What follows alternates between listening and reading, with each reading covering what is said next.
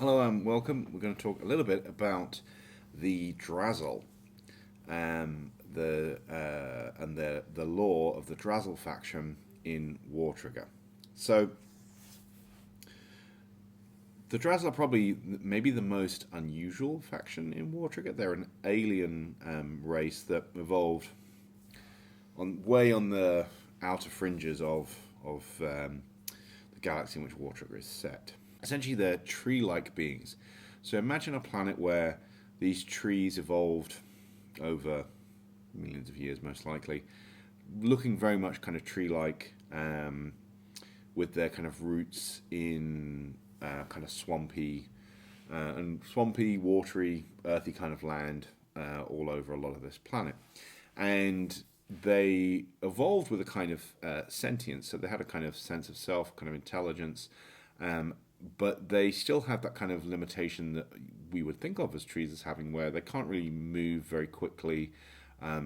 Really, I mean, they can grow very slowly in one direction or another, but any reaction that was going to be like, oh, I need to suddenly turn around and do this, they can't really do.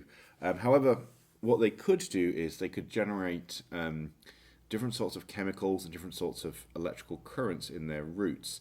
And by doing that, they are able to separate out different materials in the kind of swampy water that their roots might be in, and even go so far as, say, separating out the necessary metal elements to maybe encase some of those roots in metal and even etch them with the lines necessary to build circuit boards. And so they kind of evolved over a very long period of time to build up this kind of society where they were manipulating their environment to eventually build kind of computer-like technology which allowed them to see and react and do things much, much faster and kind of have this kind of electrical exchange between their internal root network, which gave them their ability to kind of sense what was happening. I mean, they don't have eyes, for example, and allowed them to also kind of express their desires on the world. And through this, they'd be able to link up with other trees around them, Drasil, I should say.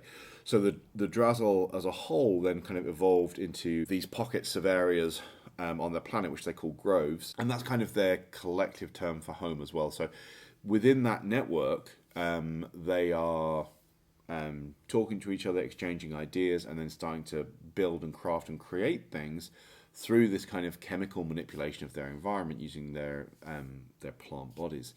And as those groves grew bigger, they started to interconnect with each other, and kind of their home planet is now kind of one giant kind of cyborg network with all of these different individuals talking, conversing, making decisions about kind of what they want their society to be. And they're not, it's not problematic for them that they're kind of not necessarily kind of moving around a lot. In a lot of their cases, they're kind of, they've spent maybe centuries kind of sitting in the same spot. They very much do experience the world through these kind of connections that they have. And through that, they've then been able to build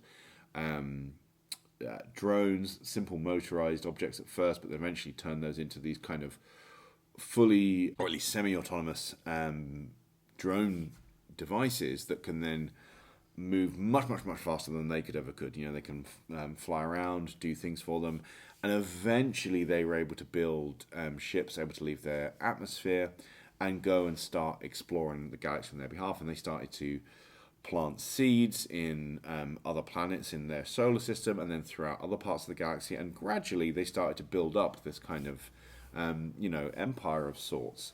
But they definitely react in a way where, how we might think of, I'm going to make a plan for the next few days, they might make a plan for the next few centuries. The really, really different timescale that we function on. And it's considered kind of a major sacrifice when, if they try and use their drones as much as possible to kind of go out and explore the galaxy and do the things that they need to do. But sometimes they kind of realize that their drones aren't able to kind of completely do everything they need. They could become disconnected from them if they were too far away. All of these things. So sometimes a Drasil does need to go with them and kind of lead the drone forces out there to do what it is they need to get done. In doing that, that involves kind of getting yourself uprooted and put into these kind of mech suit platforms that they build, that they then travel away from their home groves. And that is seen as a major sacrifice in their society to kind of leave the network and go and travel the stars.